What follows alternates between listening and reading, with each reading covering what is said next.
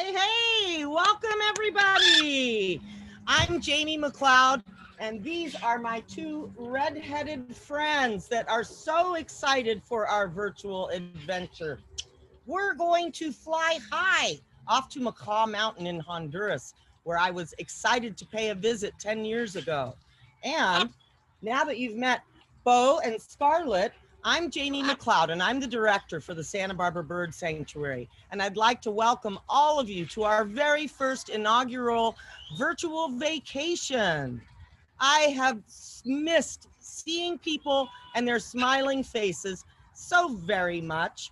And it's fabulous that so many friends of the flock signed up for this event. And we actually had to upgrade to a corporate account to accommodate everybody. So thank you so much for your support by attending. I'm really looking forward to making some new friends as well. We've got lots of peeps signed on from Mccall Mountain, so that's fabulous.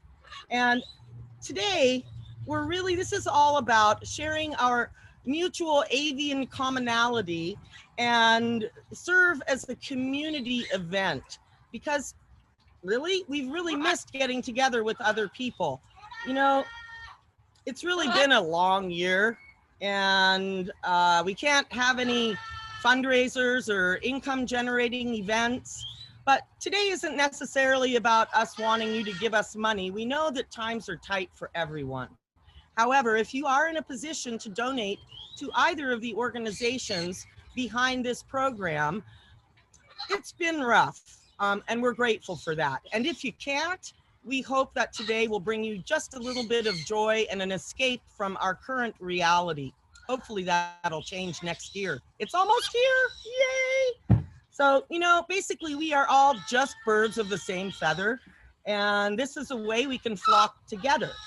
So, it's a small world, and frankly, right now it's a jungle out there. So we're all just trying to adapt and evolve as the world changes and these new times. So the concept of virtual conservation vacations hatched, and we're excited to let this baby fly today. And originally this event was scheduled for October. However, being that it's 2020 and all bets are off, of course we had an issue. Yeah, we did. Janie had to have an emergency back surgery. I'm so glad that's over with and I can get on with my life. So we had it rescheduled for November, but that didn't happen either. Why? Because it's 2020 and they got hammered by two back-to-back hurricanes. So yay, here we are today. And we're having this event, and the year is almost over. So hopefully things will get better later down the road. And in the meantime, there's a little bit of etiquette that I want to portray to all of you. You're all going to be on mute in the audience, because with over 100 people, that could be a little chaotic, especially if you all have birds. So if you have a question, you can enter it in the chat. And at the very end of the program, we'll entertain questions from the audience. We might not be able to get to all of them depending on the time, but we do appreciate interfacing with all of you. Now, you're going to see the current speaker in full screen if you make sure that your Zoom settings are switched to speaker view rather than gallery. So that's a way you can tailor this program to increase your experience and enjoy it a little bit more. Now, a decade ago, I had the incredible opportunity to visit Mccall Mountain in person. And it kind of seems very natural to make this destination our first virtual conservation vacation. And there are many similarities between our organizations, even though our focus on avian advocates is a little bit different. While Mccall Mountain rehabilitates, rescues, reproduces, and releases these amazing citizens in the wild where they belong, here in Santa Barbara, we actually focus on taking in birds that for some reason people no longer want. And that can be an increasing issue because, as we know, these birds tend to live forever. So on that note, another similarity and commonality our organizations share is the both of us kind of took some tough knocks. In 2018, we had a double whammy of the Thomas Fire and the Montecito mudslide, both natural disasters of catastrophic proportions. We were closed for 3 months after that. And now that we've found ourselves getting back on our feet, we got knocked back down again in the middle of a pandemic, and we've pretty much been closed most of the year. Now, Mccall Mountain, they've also been dealing with this pandemic, and no sooner than they jumped through all the hoops to reopen their facility to the public, then they got hit by a double whammy. And you know who they were? Hurricane Eta, followed by her big bad sister Iota. And from what I understand, they're still cleaning up the mess.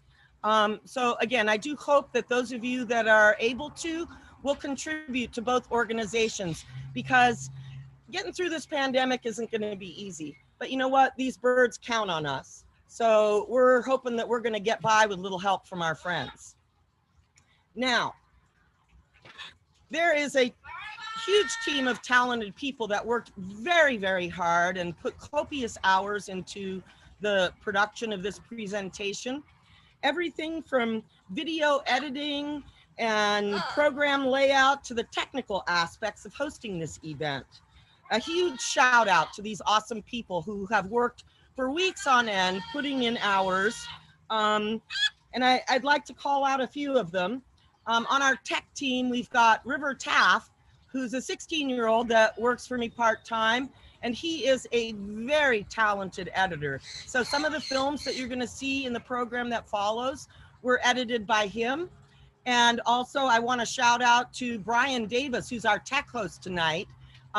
It's not easy running a Zoom program. There's lots of little technical things you have to be aware of and make sure that you follow through with on time. So we're grateful to River and Brian Edwards for helping us with all this tech stuff, because that's not my forte. I know birds. Anyway, so besides Brian and River, we've had quite a few other people that have contributed to it. Mccall Mountain has spent numerous Zoom meetings with us, making sure that we're all on the same page and sharing images and videos so that we could make this presentation so fabulous for all of you today. Now, the photography that you're going to see is really going to blow your mind. And there's two different people that have contributed the majority of this. I want to give a shout out to Ilan Levy, and he is the nephew of Paula, who is the project coordinator at Mccall Mountain. And his imagery is really astounding. And then we've got Howard Morris to boot on top of that. He is also an amazing photographer. And those of you that are friends of the flock and know me, you'll know that I've worked with Howard Morris for many years.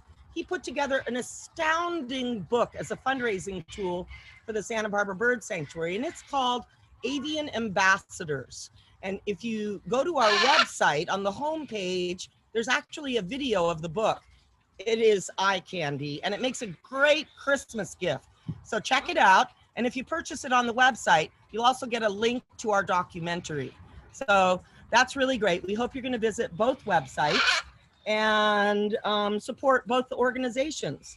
Now, the other thing that I'd like to mention is that in the years that Howard Morris and I have worked together, it always tends to happen with some sort of catastrophe or life-changing event, whether it's a fire and I'm living in a hotel working on editing the book for him, my house is burning down, or whether I'm recovering from back surgery, interfacing with him and building out this program. And it was a great distraction from my misery. Nobody can make me laugh like Howard. So we spent a lot of time on this, and I'm really glad the big day is finally here and you all get to see what we've been working so hard on. So without any further ado, I also wanted to mention that Howard's wife, Jenna, there's also a connection with Mccall Mountain that's almost too coincidental to be serendipitous. Jenna is a school teacher here in California. Now, Paula also is a huge advocate for youth education, because after all, they are the future. So Paula got a classroom full of Honduran school kids into Mccall Mountain, and they Zoomed to Jenna's classroom. Now, this was all facilitated by the World Parrot Trust, another coincidental, serendipitous connection there. And because of World Parrot Trust's involvement with Macaw Mountain, they actually developed a way and a link on their website where all of you can make a contribution. And even though they're in a foreign country, you will be able to get a tax donation. So we're really grateful to Macaw Mountain and for World Parrot Trust for enabling our viewers and everybody else signed on to be able to contribute to them in a manner that serves your purposes as well. So that's really awesome. A feather in the hat of World Parrot Trust and Macaw Mountain for their incredible conservation work that they do. So this is really fabulous. And I'm very excited to now turn it over to our tech host, Brian, to get this show on the road. Okay, everybody ready? Fasten your seatbelts. Next stop, Copan, Honduras. Ole. Deep in the jungles of western Honduras, right near the Guatemalan border, lies Copan Ruinas and the sacred valley of the Scarlet Macaw. I've always been fascinated with the Mayan culture, and when you combine that with citizens, now that's my idea of a great vacation. Thundering waterfalls compete with the raucous calls of scarlet macaws as they fly among the mystical Mayan ruins. The memory still gives me goosebumps. I recall being utterly astounded as I entered the Macaw Mountain Bird Park facility. This is not your average third world rescue that makes you cringe. Here lay a polished gem, an outstanding avian zoological park doing great work in the world of conservation. I was given the royal treatment with a guided tour and even an opportunity to meet their founder and director. This place is truly magical, and that was a decade ago, and I can't wait to share it with everybody here. The Mayan culture was first established in the Copan Valley as early as 100 AD. Then followed a long dynasty of 16 rulers, transforming Copan into one of the greatest Mayan cities in the classical period. Their reverence for the scarlet macaw is evident everywhere. Glyphs and stelae surround the ruins, depicting the scarlet macaw and their importance in their culture. The word guacamaya literally means Mayan treasure. Okay, fasten those seatbelts again. We're going to travel back in time to a decade ago when I had the opportunity to visit Macaw Mountain in person.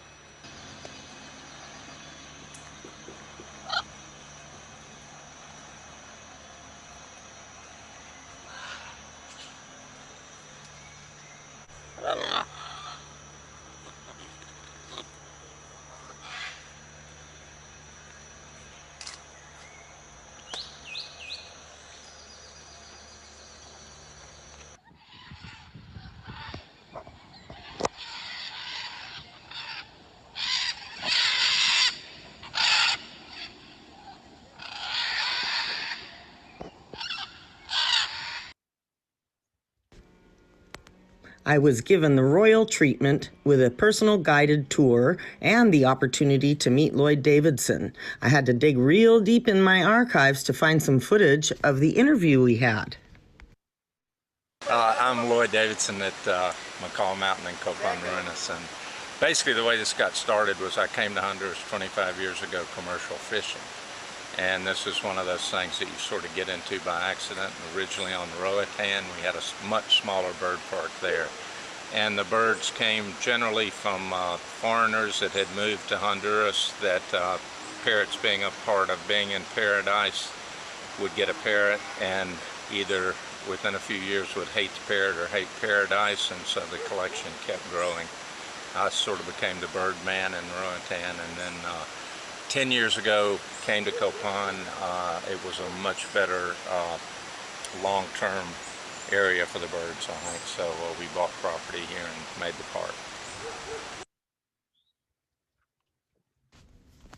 Meet Paula Carrillas. As a native Honduran with a bachelor's degree in marketing, she joined forces with Mccall Mountain in 2016. As their project coordinator, she focuses on promoting conservation through education and sustainable tourism. And here we have Mauricio Cuevas. With a degree in biology, he serves as the manager of flora and fauna at Mccall Mountain Bird Park.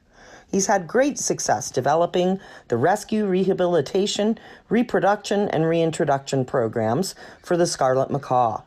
He's a consultant for the World Parrot Trust and collaborates with reintroduction programs in Nicaragua, Costa Rica, and Puerto Rico. And now, how'd you guys like to meet these amazing wildlife warriors in person? Fasten your seatbelts, we're off to Honduras.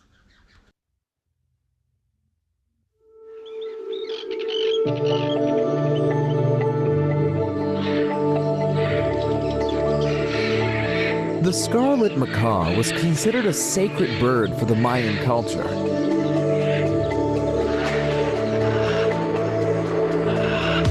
It is a recurring feature in their sculptures and is even the national bird of Honduras today.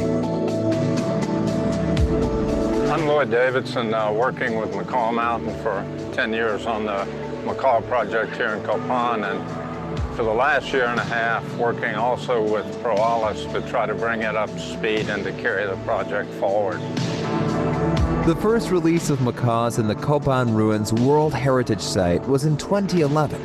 And since then, local and international tourists that visit every year are impacted by the flocks of macaws, flying and squawking overhead. Over the past 10 years, we've been impressed with the reception that the project has had, the impact that the macaws have made, not only here in Copan on the local population, but also throughout the country, because the people visit the ruins and are encountering the birds during their visit. We currently have 11 nests at the archaeological park, producing 4 to 12 chicks annually since 2012. All nests are monitored regularly to foster healthy procreation, as well as egg and chick health. La especie Aramacausgenoptera se encuentra bajo peligro de extinción, al igual que otras especies. Su distribución histórica estaba desde el sureste de México hasta el norte de Costa Rica, y actualmente las poblaciones de estos individuos se encuentran bastante fragmentadas. Nuestro proyecto se enfoca en las 4 R's: rescate, rehabilitación, reproducción y reintroducción de esta especie, con la cual nosotros vamos a poder llenar el vacío que se encuentra en la distribución histórica.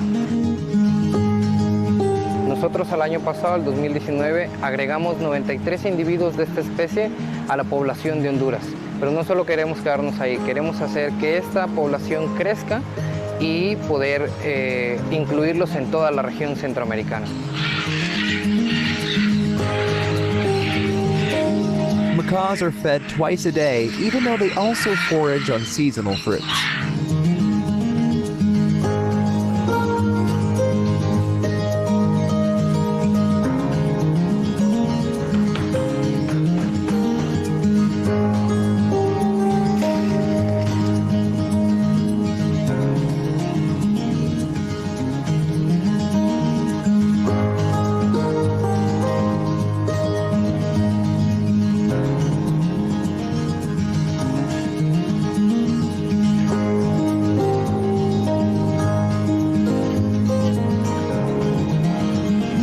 In certain seasons, they may even ignore our offerings altogether.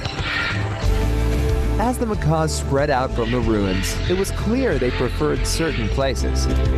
Crossing the valley, the nest at Hotel Hacienda San Lucas is an example of cooperative partnership. By hosting nests and providing food for the birds, the Hacienda's guests enjoy a memorable experience during their stay. The impact of the birds is undeniable. Their use as a serious conservation tool, I think, is unquestioned now from what we've seen the last 10 years. This nest is an example of the acceptance and smooth integration of the birds into the community. The large ceiba tree was a favorite afternoon hangout for a pair of birds from the ruins, so we quickly added a nest. Shortly after, we discovered eggs, and soon after, the chicks hatched.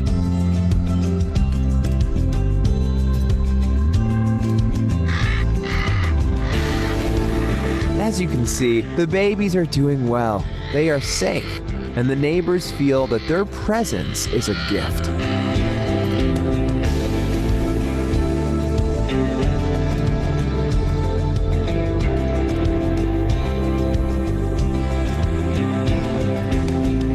Macaw Mountain Bird Park is located 2 kilometers away from the ruins.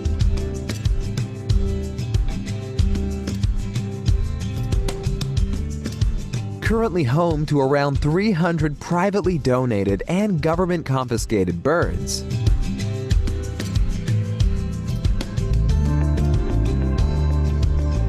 Todas estas pequeñas poblaciones tienen el mismo problema, que es la fragmentación de su hábitat, el cambio de uso de suelos, tráfico ilegal de especies, la cacería. They have provided the infrastructure, technical expertise, and most of the funding needed to return the macaws into the wild. The park's inventory includes around 60 adult macaws that are unable to fly, and they produce between 8 to 12 baby scarlets, destined for release every year. The NGO Pro Alas was created to manage and seek funding nationally and internationally for new projects, and will be coordinating and implementing the reintroduction model. With increasing interest in the projects, Pro Alas also established a breeding center to provide ready-to-be-released birds for them. Las reintroducciones a través de la reproducción y la crianza asistida son una herramienta que fortalece mucho la conservación.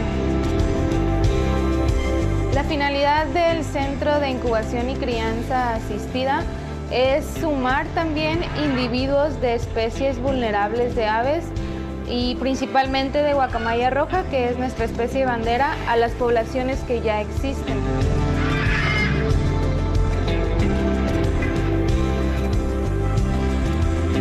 The success and popularity of the release program in Copan has led to an increasing number of requests for similar projects in other Honduran locations. We feel like that we've come up with a model that can be used in other parts of the country and maybe in other parts of the whole area that can be repeated across Honduras, and that's our goal. However, COVID-19 pandemic interrupted the tourism industry in Copan Ruinas, and with it, the tourist-driven income at Mccall Mountain. It's a project that can have a large amount of impact for the investment throughout the area and can become an iconic voice for conservation, I think, throughout Central America. We hope you'll be able to help us, join us in this project, and very much ask for your support in any way you can. Thank you very much.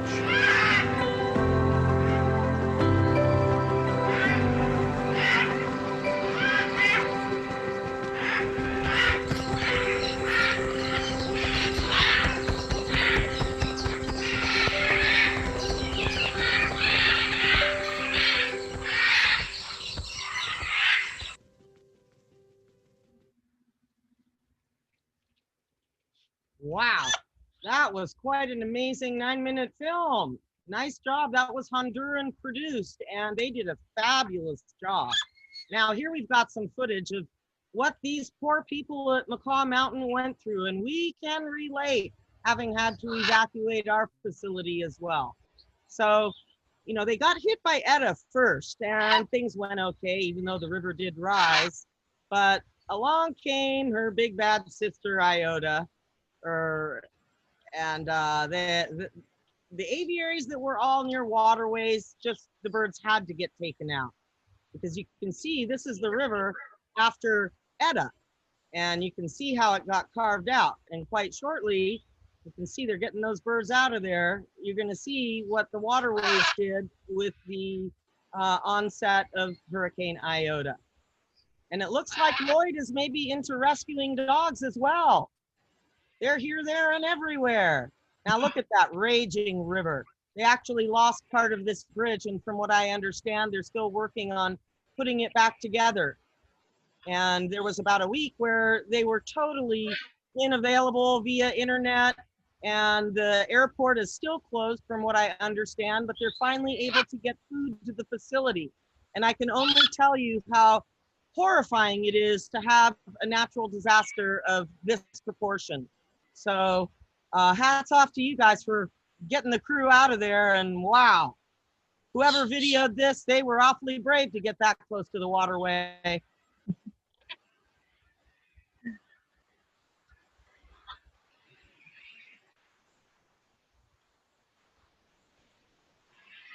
All right, so now we're going to turn this over to the amazing team at Mccall Mountain. We've got Paula, Lloyd, and Mauricio who joined us here today. So on that note, we're going to let them take over and tell you more about their outstanding conservation work.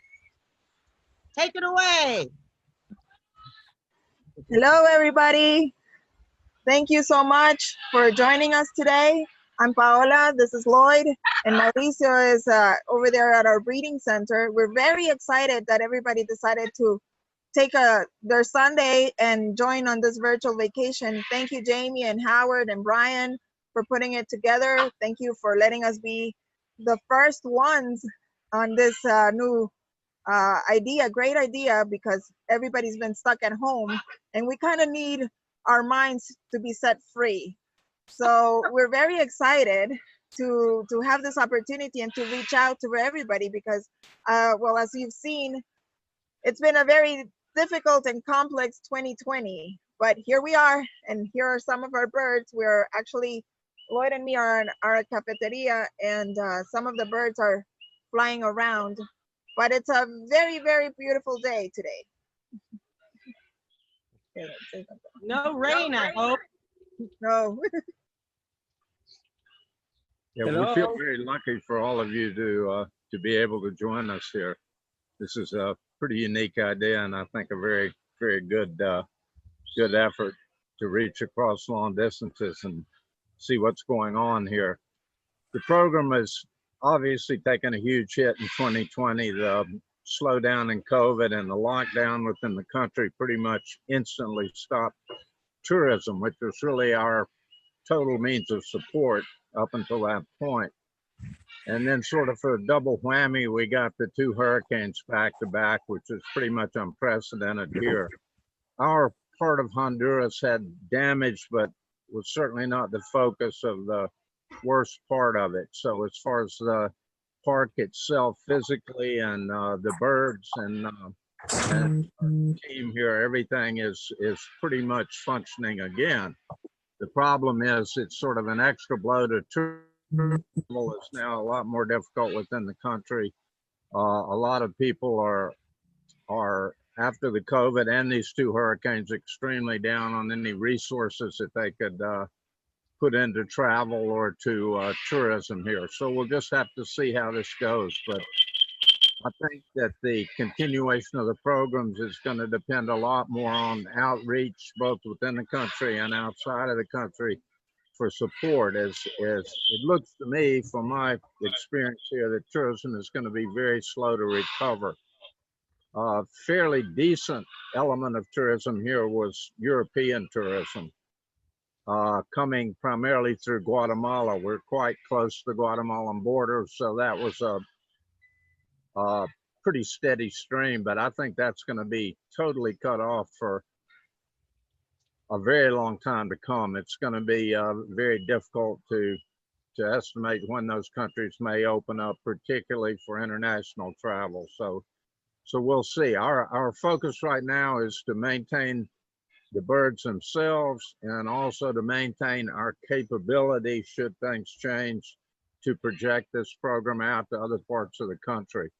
We've got a very good team here and now that's capable of doing a whole lot of things, from caring for the birds to breeding the birds now, and to expanding the numbers in natural nests in the forests and nests in our aviaries, and also at the breeding center here that we started it just before COVID, and we're able to complete it during the last 6 to 8 months. So Mauricio can tell you much more about that, but it's a program going forward that we hope will be the future of our impact here in Honduras and possibly in other parts of Central America that are adjacent to us.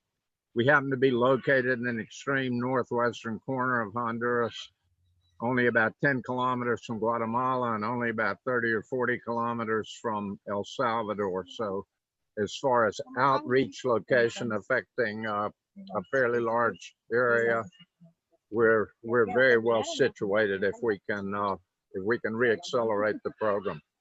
I'll let Mauricio cut in here and explain things from his viewpoint.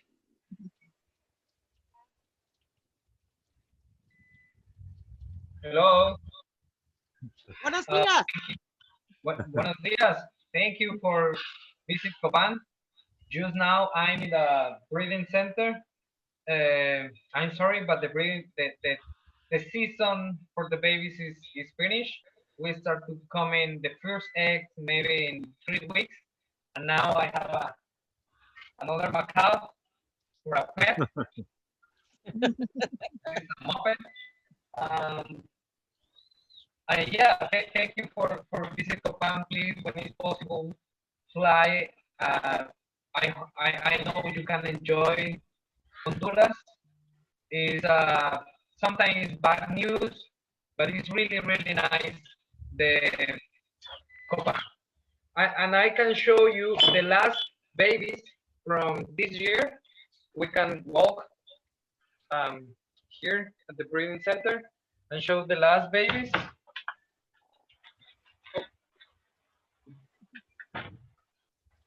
Oh, the light is not really well, but oh. This is the first 2 great green macaws, Ara ambiguus, born at the park. This species is really endangered in all the country. Plus here in the park in 20 years, this is the first baby, and it's really nice, and we feel really proud for this project. For people like you donate and support the project, and this is the first 2 babies.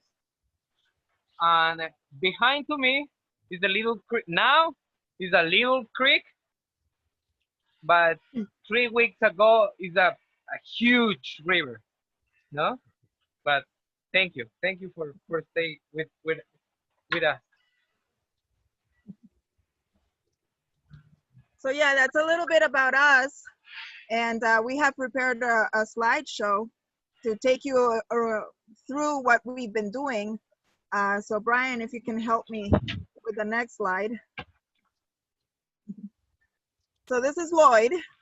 And as you can see, the Scarlet Macaw has been a very important feature, as mentioned in our video, of the Mayas. Like what you see in the background is actually the glyph of the founder of Copan, who was Kinich Yax Pugmo, and his glyph had a macaw and a quetzal with their necks intertwined. So from that, we can see that the macaw was very important. I mean, if the first king of the Mayas in Copan had a macaw in its glyph, well, it was a pretty important thing.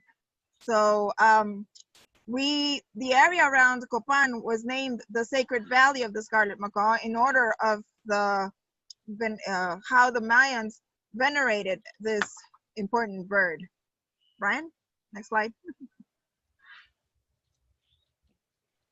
So at Mccall Mountain, we have, as Mauricio mentioned, the 4 R's, and we don't care only for macaws. We have 30 species, and as you can see there, they're very diverse, most of them from the Cetacidae, but we also have some other birds, toucans, some other curassows. Next, Brian. So we have a lot of different types of birds, and all of them are cared for by our amazing staff, led by Mauricio, and following Lloyd's crazy idea to set up a bird park here in Western Honduras. And that has become a very iconic destination in Copan and in Honduras. So I don't know who has a favorite of what, but there's a bird for everybody. Next slide. So our work starts with a rehabilitation. We get the birds donated, and then Mauricio's team steps in. From what you see on the top left corner, sometimes the birds come in a really, really bad shape. And Mauricio and his team take care of it. You know, we invest in all sorts of things, medicine, we band them, we feed them, we medicate them, and start praying that they pull through. Next. Our second one, once the birds are rehabilitated, we hope that they can also reproduce. If they are able to reproduce, then the birds are able to be released. So it's all a chain. We've all been, we discovered that some of the birds are not able to fly, but are able to reproduce. I have a macaw on top of me now and foraging on leaves up there. So it's raining leaves. But yeah, this is an interesting part of our program, and it's the new one, and it's the most successful one since 2011. You wanna? Yeah, prior to this year, the reproduction program was basically nest oriented. We had a series of nests placed around the valley, originally in the ruin site itself. And then other private individuals have wanted to cooperate that had a sizable piece of property and felt like it was a safe environment for the birds. And then in our own aviaries, we also have probably 19 nests for macaws in the aviaries. When we receive birds, the first sort is, can they fly? If so, they're aimed immediately at a release program, depending on their condition. That could be fairly quickly, or in many cases, it's fairly long term. If they can't fly, then we're interested in making pairs that will reproduce and yearly provide babies that can enter the release program. We're gonna have to move. We're gonna have to move to a different location. Just a second, Mauricio, can you take over, please? Mauricio. Next slide, please, Brian. Thanks. Mauricio, take over because I need to plug my computer.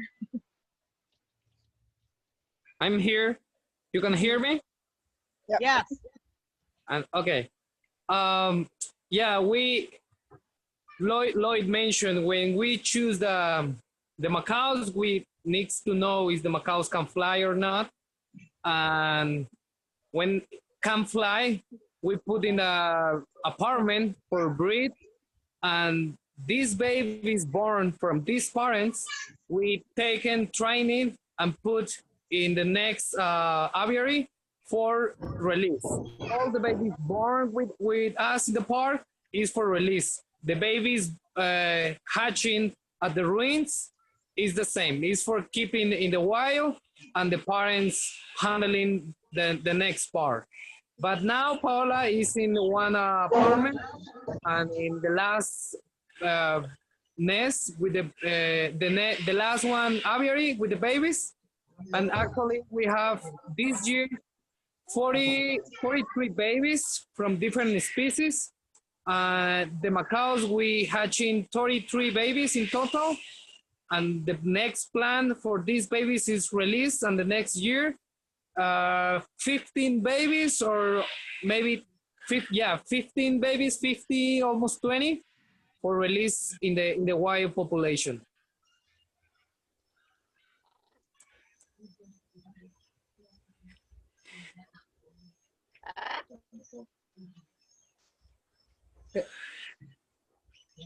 Brian, next.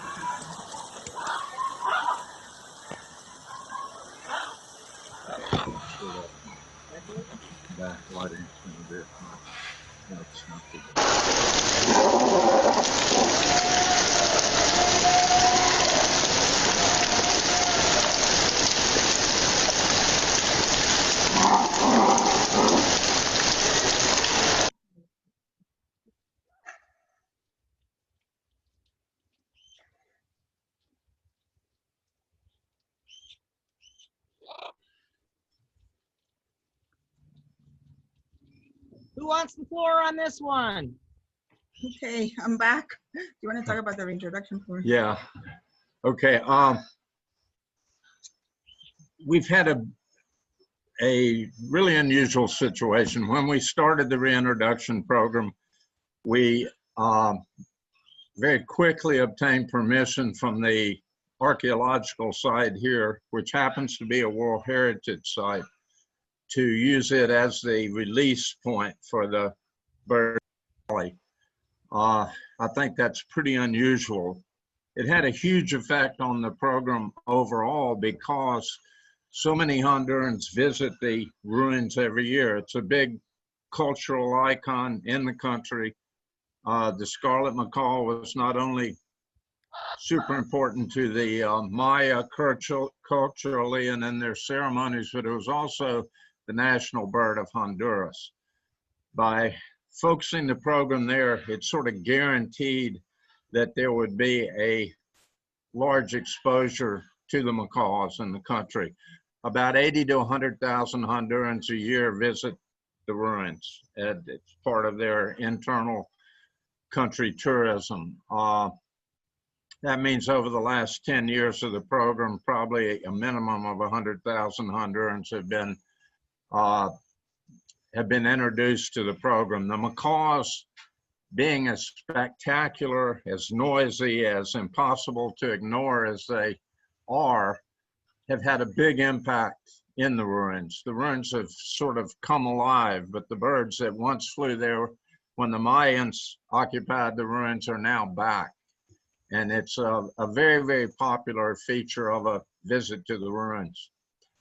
The impact is seen across the country because during this 10 years, wherever we travel, we see more and more scarlet macaws in signage, scarlet macaws in advertising, scarlet macaws as emblems of various things within the country. So it's gone a long ways to popularize their national bird. It also means going forward, the idea was to project the success here in Copan out across the country and other areas that are natural enough that the birds once inhabited historically but have been driven from the area. the fact so many people have witnessed the birds or encountered the birds, experienced the birds here in Copan, will make that an easier job for us, we feel, because should we do a program in La Ceiba on the north coast, for instance, where there's a really beautiful mountain river and a national park, probably 5,000 to 10,000 people from La Ceiba over the course of the past few years have actually visited Copan, have seen the birds, have seen the effect that they can have. And while they are a huge icon for conservation, wherever the birds happen to be successfully introduced, there's a gigantic byproduct of tourism for that area. It's just a natural draw. And we feel like that economic boost that the bird's presence will give an area is also a big selling point to people taking care of them, protecting them, making them part of their community the way they have here in Copan. Next slide.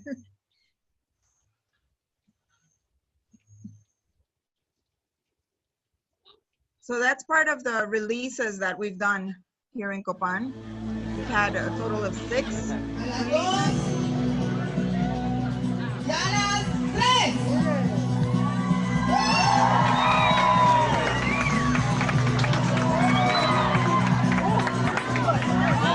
releases.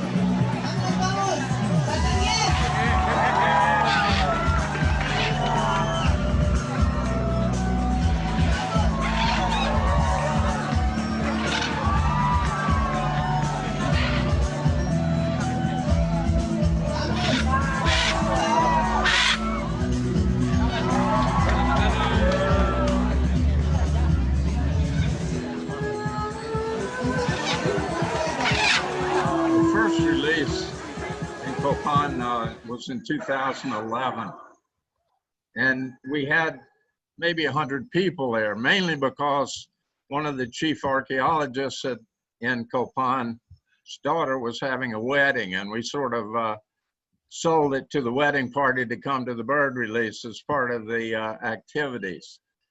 Recent releases, the last one probably had 500 to 600 people, really from all over the country, including the president and the U.S. ambassador flew in a helicopter for the release and met with Jamie from the World Parrot Trust and with us and with some Mexican biologists that we're cooperating with.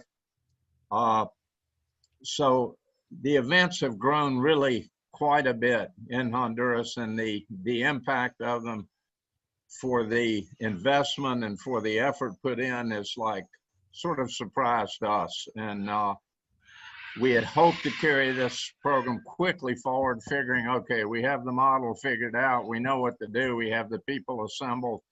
And then between the double impact of COVID-19 and 2 consecutive hurricanes, things are sort of at a standstill here. We'll see how it develops in the coming year. Expectations are 2021 can't possibly be quite as bad as 2020's been here, so we'll see. Next slide.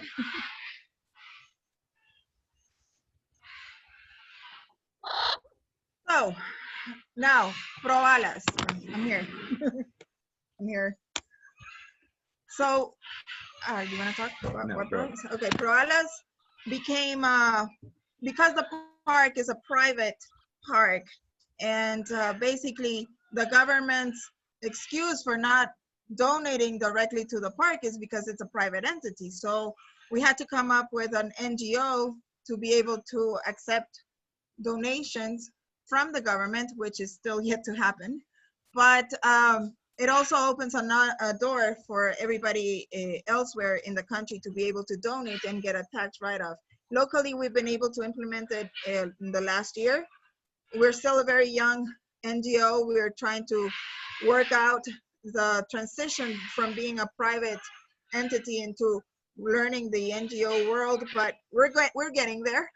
And so basically what we're, as ProAlas is going to do is be doing the involvement, the government liaison, getting the word out of Copan that these birds are a national bird and that they could be back to where they belong. So our education program is the key.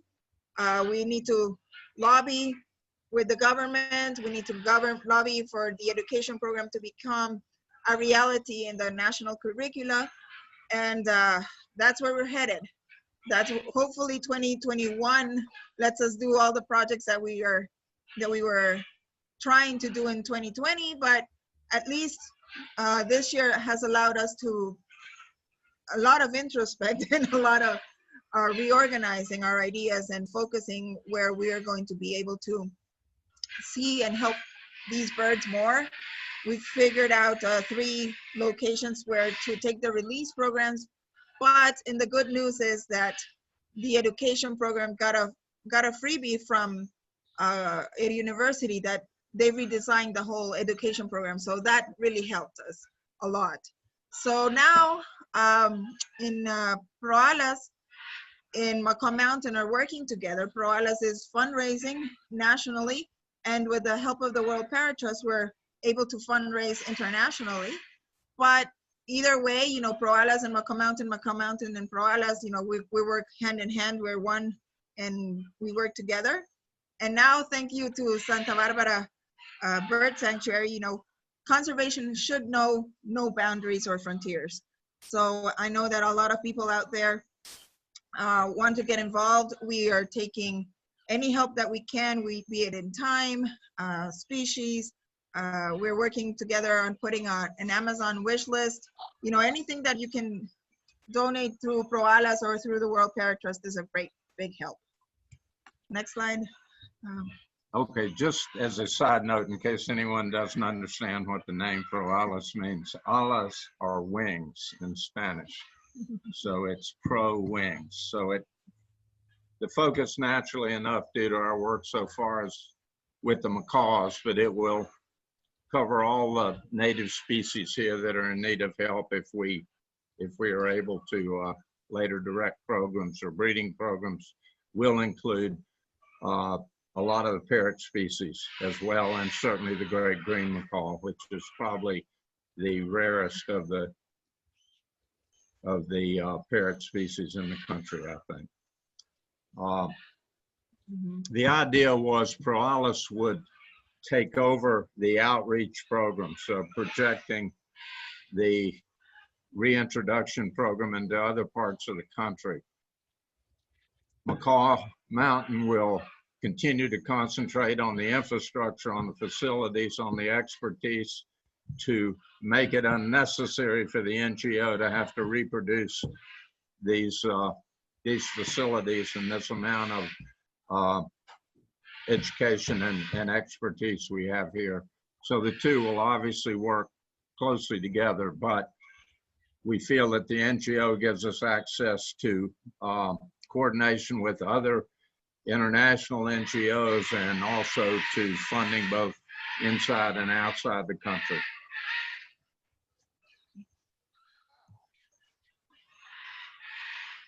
Sounds like the flock's flying overhead there, Lloyd. Pardon? Sounds like the flock is flying overhead. Oh yeah, we're right behind our aviary, and it's almost, we're 2 hours ahead of you. So it's almost closing time here at the park. So the birds are getting anxious, you know, to get everybody out of the park by now, you know, because they want to go to sleep. This is sort of the social hour. Every day about 4:30 to 5, particularly the macaws crank up, and it gets pretty noisy here for 30 to 40 minutes, and then they'll die down as it starts to get darker. Yeah, we call that happy hour around here. Exactly. So we're going to start out with the Q&A, and I did want to let everybody know that you're going to want to submit your questions via the Q&A rather than the chat. So if you can find out where that's okay, people are sending, there's quite a few of them in there. And I'd actually like to start out with a question of my own. I was interested to find out how the birds that you've released weathered the dual whammy hurricanes.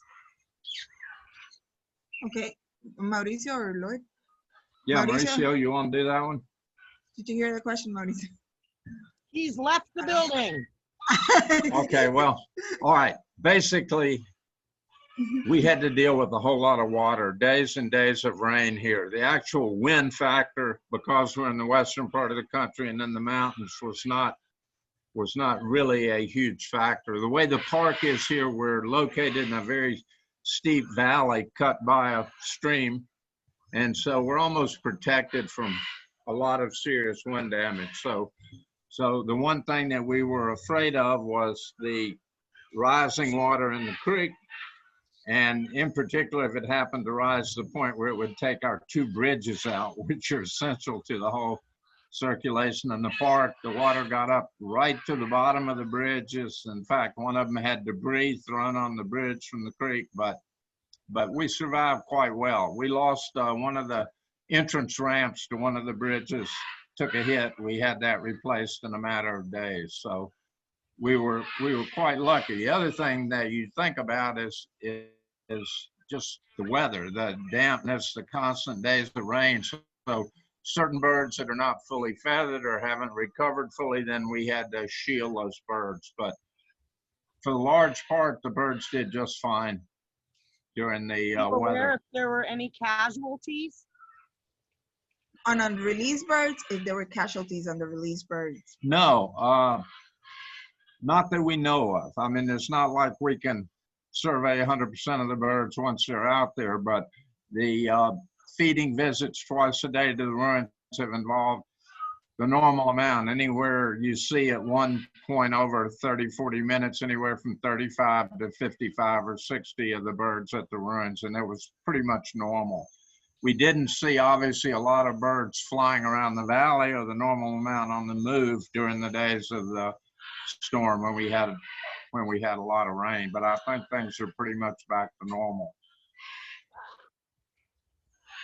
Wonderful. Glad to hear everybody's still flying.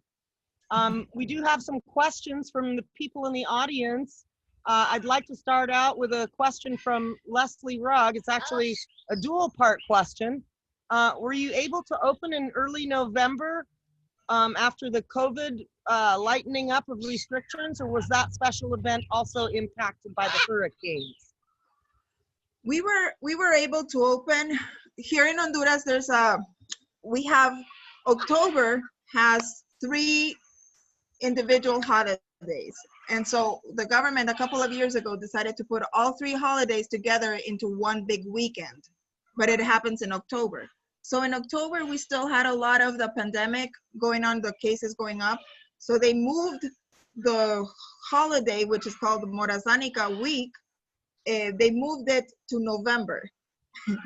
So November came, and then they had to cancel the whole week again because ETA was coming, Hurricane ETA was coming. So we still haven't had the holidays, that holiday week, and now it's December, so we kind of, the holiday week kind of faded away. We were able to open for 2 weekends prior ETA, but then nobody came. Just like the first weekend, like I guess everybody was just waiting and anxious to get out of the house. But that was the one weekend we had a lot of people wandered in the park. It does take a bit of a while to get to Copan from San Pedro or Tegucigalpa, but you can do it in a day from either city, but from San Pedro Sula and surrounding cities. So we had a lot of people the first weekend, and then ETA came, and then we had to clean up after ETA, and then IOTA came. So basically we only had a couple of weekends. Today is Sunday, so we were able to see some influx of people wandering in, and we are very excited. Of course, you know, the birds have been bored. The whole park has been like, we've been keeping operations and cleaning up and feeding the birds and stuff, but to see people again visiting us, it's very exciting. So today was a very good day. I think we had maybe 50 people come in, but after 2020, 50 people, it's like a big accomplishment for us today. So we're happy. I think we ought to mention that the Ministry of Tourism has been going around to potential tourist operations and checking and enforcing biosecurity measures. So actually, that was all taken care of back in October. The signage with requirement for mask distancing, the hand cleaning stations in various places. So all of that was pretty much taken care of, and it was sort of like we got all prepared, and then the party got canceled, and then the party got canceled again. So we're still ready for the resumption of tourism, but personally, I think it's going to be just a very weak shadow of what it once was. It's going to take a long time to recover for a whole variety of reasons, which probably everyone understands quite well at this point. Well, on our neck of the woods, we recently went into the red tier and had to go through copious protocol to reopen our doors and allow the public back on site, only to have several weeks later California having a mandatory lockdown in our county, so the doors are closed once again. And you know, it's hard. You get hopeful and then somebody snatches that away from you. But as they say, hope is the thing that perches in the soul, and I don't think anybody can take that away from us. Leslie had a second part to her question, and she wondered how many staff you guys have at Mccall Mountain. How many staff? Between that's about 13 people operating right now. But on a regular, we've had to take some people that got like the ticket. When we were shut down, we didn't have the ticket people or the cafeteria people or the guides running around. And so, but right now working, we are about 13. Mauricio, do you think that's an accurate number? It's 13, right? Maximum normal operations is around 18 when we were prior to all this occurring. It's very difficult. You know, when, oh, go ahead, Mauricio. Oh, I'm sorry, Jeremy. The staff people is focusing the birds is Mylene, Delmer, Delcy, Sandra, Samantha, Roxana, and me. Is seven person working daily with the macaws. At the breeding season is one person extra for 3 different times for feed babies, morning, evening, at night, and it's one extra person. But we working every day, 7 person with animals, plus maintenance guys is another 4 person, plus Lloyd, Paula, administration, several people here, around 12, 13 persons. Kevin has a question. He's asking, is breeding parrots in captivity for the pet trade helping to stop illegal trade of wild-caught parrots? That's a big question. Okay. Yeah, it's a big question. If we sell the breeding One parrots, the principal focus for the park is breed for release in the wild. And these, Hey, Paula, we can't hear Mauricio. Sorry. Yep. All the babies born here in the park is focused for release. And this is the principal view for the park. And the second point is how illegal is sold babies. The law here said you can sold the babies from these parrots, but these parrots legally is not from the park, it's for the country. But these babies born from these parents from the country, the babies is from the country, but it's not for my pet or whatever. If you buy pets and bring to Honduras and breed, you have a papers, the CITES, and another document, and it's a pet. And the baby is born from these parents it's a pet too. But all the babies we have here is from Honduras, is from the country. But we can solve. Plus, we have a manager plan, and in the basis from the manager plan, we never mention breed a babies for sell a pet, and we can do it. No, I know in other parts of the country or to the world, some people start to use that babies like a tool. For one part is the babies come from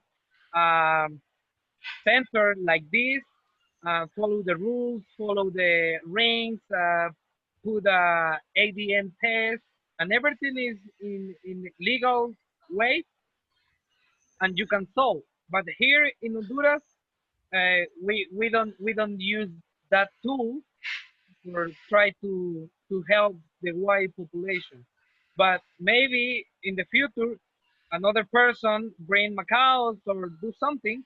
But our basis, the principal goal is breed babies, bueno, breed macaws or parrots for wild population, not for a pet. Thank you, Mauricio. I love this question from Connie English. Wonderful work and presentation. Send my holiday gift today of $200 to Mccall Mountain and another $200 to Santa Barbara Bird Sanctuary. Keep up the great work, everyone. I plan to travel there in person ASAP and bring others with me. Connie is my good friend, and she's also a travel agent. Connie, you're going to have to count me in as a stowaway, all right? Thank you, Connie. Bless you for your contributions, Connie. Both of us are trying to just take things one day at a time and get through this horrific pandemic because, you know, even though there's a pandemic and we've got to shut the doors, we're not like your average business. The birds still have to eat. So, you know, they're beholden to us. So we can't just send all the staff home and close the doors. There's still work to do. And we count on our friends of the flock to help us continue on, because basically it's just for the birds. Now, here's another one. So Connie, you better start planning on this birding trip.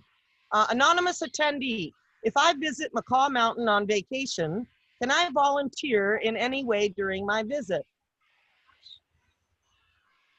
Maybe Paula. Yeah, I would. Okay. Let me talk about visiting Honduras a bit. Visiting Honduras. Honduras seems to have the knack of always getting into the headlines for really disaster sounding things, whether it's hurricanes or a caravan or whatever. It's a lovely country. It's pretty easy to travel around. In spite of the hurricanes, they've made a huge effort internally, and transportation is up again. It's not 100% as easy as it was before, but it's beginning to be fairly easy to move around the country. The main airport that tourists normally come into in San Pedro Sula was 6 feet underwater. So that's going to take about another 2 to 3 weeks to bring that back on the line. But there are airports in the Bay Islands and in Tegucigalpa and then La Ceiba that it is possible now to fly into. As you well know, air transportation from the States is nothing regular to anywhere yet. And so it's a somewhat slow process, but Copan Ruinas itself, lovely place, super safe destination, and it's I can guarantee it will be a visit you will really enjoy. Can you volunteer? Sure. If you want to spend some of your days at the bird park, we can find something for you to do. We haven't taken on long-term volunteers here like a lot of animal sanctuaries and things do, simply because we felt like it was important to hire local labor as much as we could rather than try to get away from that. But and in a way, the longevity of the team we have is paying us back now. We have a lot of pretty high experience factor here now. Everybody knows what they're doing, and that's been a thing. But short-term visits, sure, if someone wants to help us out and spend some of their time, we'll be glad to accommodate that. I'm in. Okay, come back. And I must say, from my trip there 10 years ago, The food was incredible. Yuca, I remember that. Okay, so Carlos, greetings from New Jersey. What is the oldest macaw you have there, and what is their life expectancy? Mauricio. I think it's Buffy. Buffy is the older macaw, I think. Plus we have a yellow name, is Lloyd's favorite parrot, I think so. It's Polly. It's at the entrance. And Lloyd knows Polly is come from to Guanaja, is one island in the Caribbean. And she's from Caribbean, and now is at the entrance to the park. I think Polly is, I'm not sure, Lloyd is 26 years old. Yeah, she's 26 to 28 years old. I got her secondhand. The other one he mentioned, Buffy, is a great green macaw, which I received in the Bay Islands years ago, third hand. And that, she's a minimum of 30 years old and probably closer to 35, could be as much as 40 or so. In good condition, in a captive situation, adult macaws can live up to 100 years. There have been incidents of that. 60 to 70 to 80 years in good care is like not unusual at all. Amazon parrots, I'll defer to Mauricio, but my information is 40 to 60 years is possible with an Amazon parrot in captivity. In the wild, probably half of that, I don't know. Mauricio, what do you think? Yeah, the age depends for the species, but here on the park, we estimate the macaws can live maybe 50, 60 years. Maybe the parrots 40 or 50 years, but we don't know exactly what age some macaws have it. But when the red macaws, the scarlet macaws, when it's old, they start to lose the yellow color at the wings. It's red, yellow, and blue. When the macaws is old, I don't know how or what year is old, maybe 40, but the macaws start to lose the feathers yellow and keeping only red and blue. And I visit another centers at the state, and few person told me, okay, this macaw has with me 50 years and looks like how the macaw is now, the feathers, no? And I am really impressed, but here in the park, we have two macaws with no yellow, it's only red and blue, and maybe this macaw have maybe 50 years or maybe more. But we don't know exactly, but some owners deposit the macaws and don't know more info about the bird and deposit here, and we start to estimate and calculate the age. But we have here two macaws really old, and we don't know what is the exactly the age. Sometimes we get donations from private people who said, well, this macaw belonged to my grandmother. And I remember being a kid and this macaw was already around. So it's very difficult to calculate age. But yeah, we've had a lot of with a lot of birds, you know, it's very difficult to keep track of them. But we try to interview on our interview with the donors. We try to get as much information from each bird as possible, you know, because it helps us with the rehabilitation, with anything that happens to the bird afterwards once it's in our hands. So I was very interested to hear you guys remark about, well, you call it the great green. Commonly in the States, we call it a Buffon's macaw. You mentioned Buffy and Polly. And I do believe 10 years ago when I visited, I met Polly in the gift store. Yep. Yeah? She's still there. Well, and then I believe that it must have been Buffy who got to hang out with me for quite a while. And I was, you know, it was really the first opportunity, being that these great greens or Buffon macaws are so rare. It's not often that you see them in captivity. And I was struck by how docile and gentle this bird was. And I'm glad to hear perhaps that it's the same macaw, that both Buffy and Polly are still around. Now, another question that I had to you that I've noted, which is my own hypothesis rather than a fact that I've read somewhere. I think perhaps every year as these scarlets age, their tail gets a wee bit longer. Pardon, Jamie? Sorry, the dogs are barking. I've noticed in captivity with scarlet macaws that I've watched over the decades that each year their tail seems to get incrementally longer.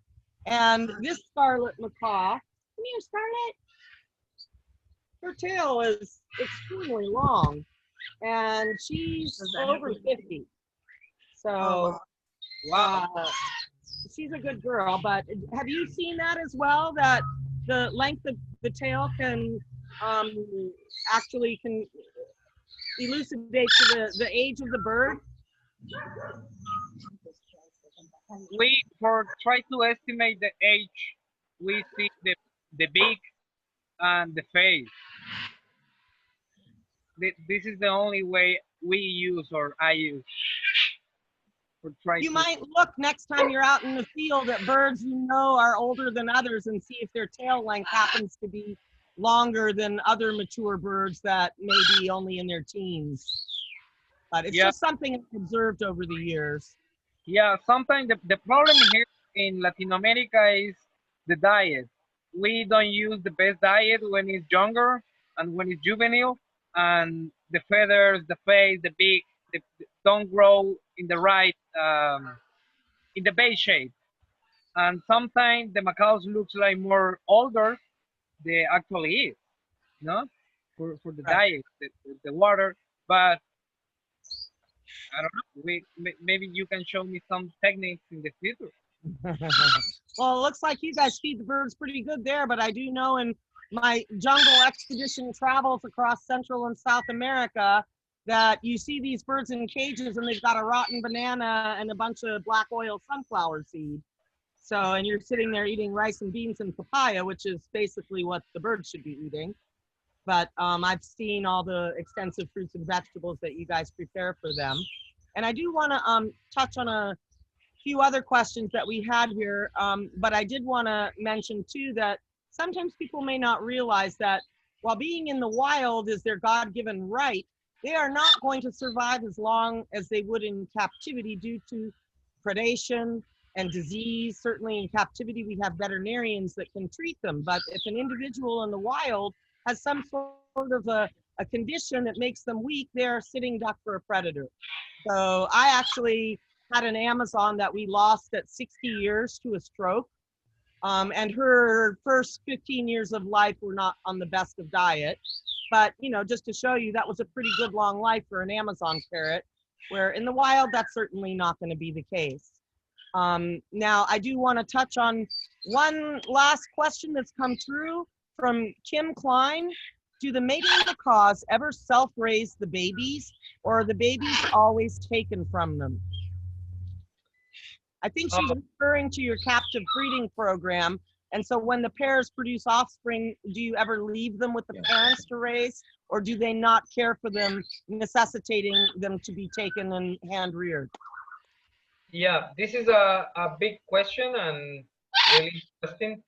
But we have here in the park, we have a pairs, and we know each pair. Some pairs, the female is a really, really good mom and care the babies. And when the first is get the eggs and care the eggs really well, no problem.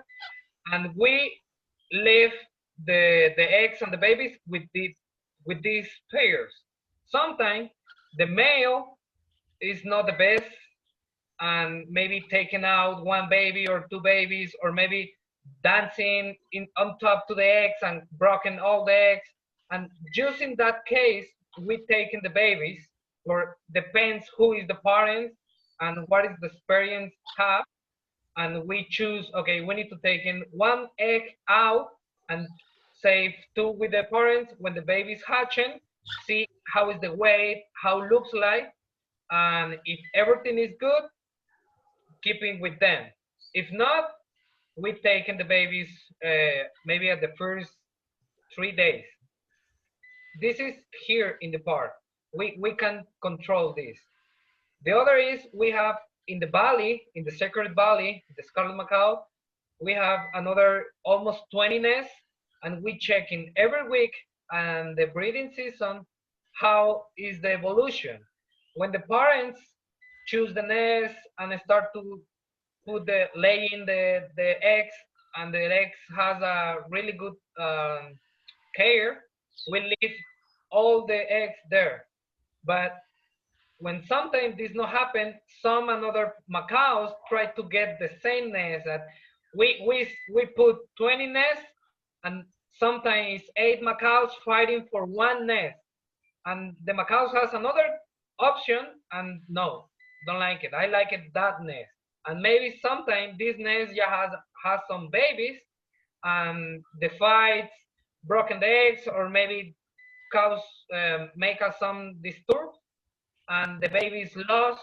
We lost the babies, and sometimes in that case we taken the eggs, put in incubators, and try to save the eggs for get some babies. No, we don't taken or make us stress and laying again the second flush. No, we try to produce less stress, less production stress, but this is not all goal. No, we try to save the eggs and the babies, and for us is less job if we keeping the babies with the parents, and the macaws know at what time feed the babies, knows what is the best food, at what time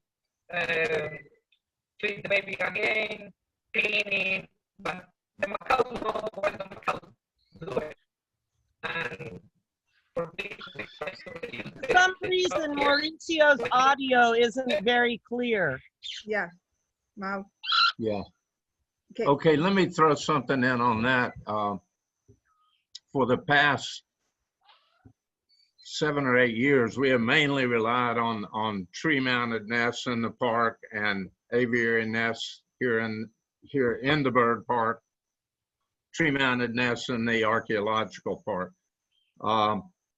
Checking the nests regularly made us realize that often if there are 3 babies, 3 eggs, and all 3 of them hatch, that many times the parents will concentrate on the first 2 babies and ignore number 3. So we're very conscious of any nest that has 3 eggs in it. We keep special watch on it. If it looks like number 3 is too far behind and it's not being fed properly, then we've pulled out those babies particularly and started hand feeding. This is the first year that we've actually selected eggs and put in an incubator and raised them totally in the breeding center from the eggs. We select pairs that over the past 4 or 5 years have produced every year, have been consistent producers. We felt like if we removed some of those eggs that they would instantly relay, which in most cases they have. It's still a learning experience, but it's, to me, I think a big thing has been our just week to week checking the nests. None of this is real rocket science, but persistence seems to be a big factor in success. If you can catch a baby that looks like it's headed to trouble, we can pull it out. We can hand feed it now. We know how to do that. We're pretty good at it at this point. Then you're saving every year maybe 3 or 4 babies that naturally would have been lost. What we've learned this year in the breeding center, I think we'll be more successful next year and hopefully up the number of babies through that process. But it's been a lot of just applying common sense observation and thinking about what the consequences are to making this a success so far here.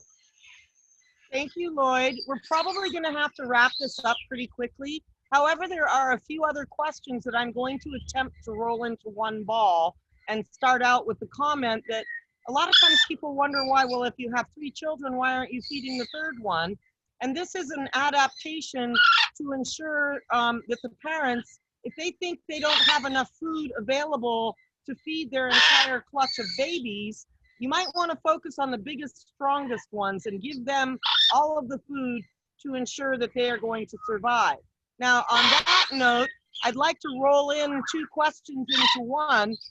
Number one, where are you getting your food from the birds you're feeding that are captive at the park? And then what types of fruits and vegetables do these birds eat in the wild?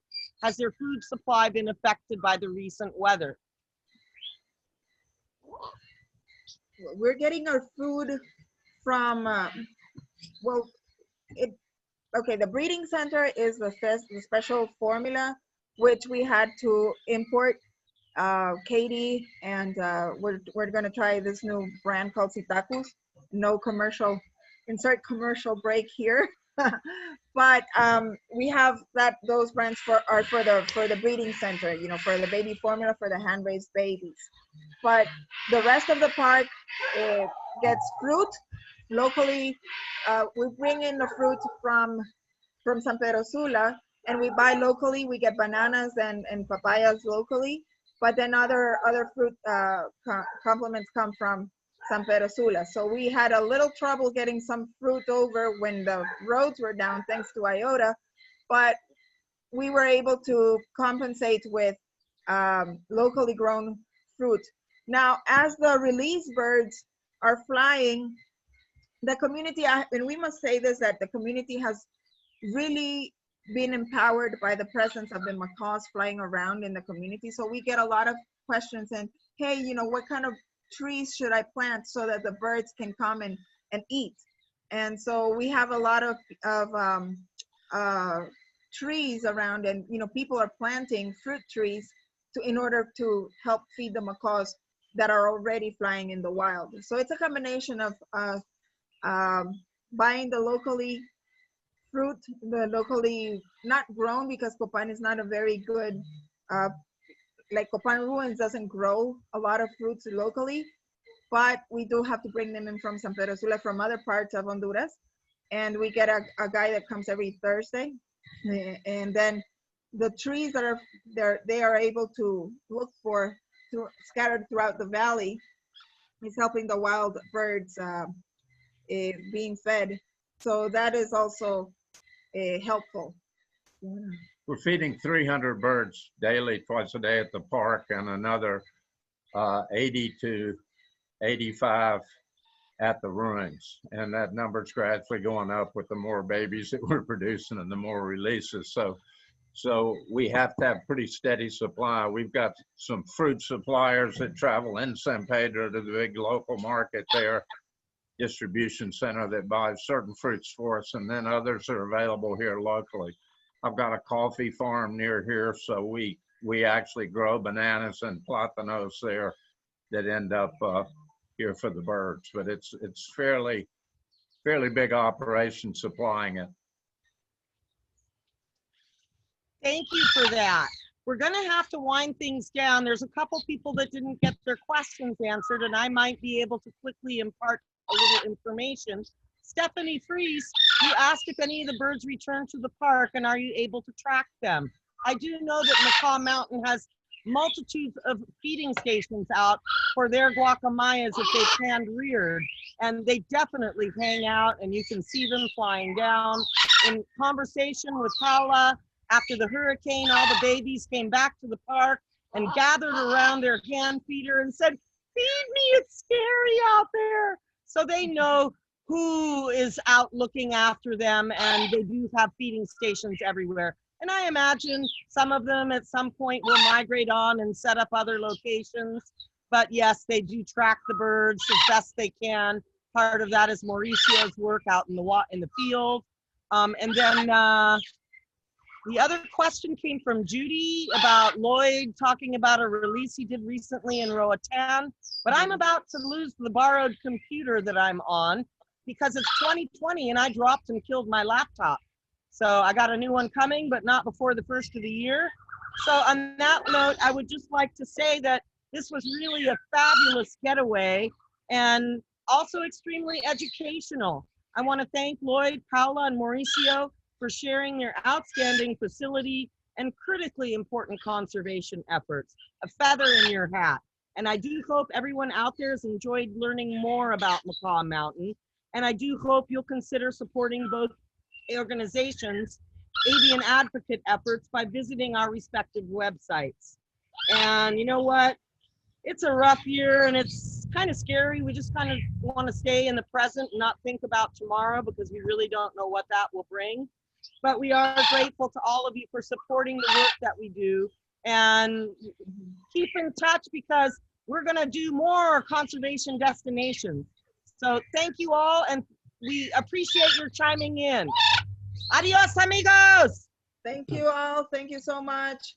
Bye, Jamie. Thank you really, really from the bottom of our hearts. Judy, we just want to address rather quickly your question. Roatan is part of the release programs that we have, but it's in a private island. But yeah, the birds there in Roatan are doing really well, and they're part of the 93 birds that we put out in our statistics. But yes, I mean, helping us helps keep the program going in Copan, in Roatan, and wherever else we want to fly off to. So thank you so much. We hope to see you in person in 2021. Yes, we do. It's going to be a better year. Thank you all for coming. Mountain. Thank you all, Brian, Jamie, all the person here. Thank you for enjoying Copan. And say hello to Howard, please. Oh, he's watching. All right. Thank you all. Bye. Bye. See you. Thank you.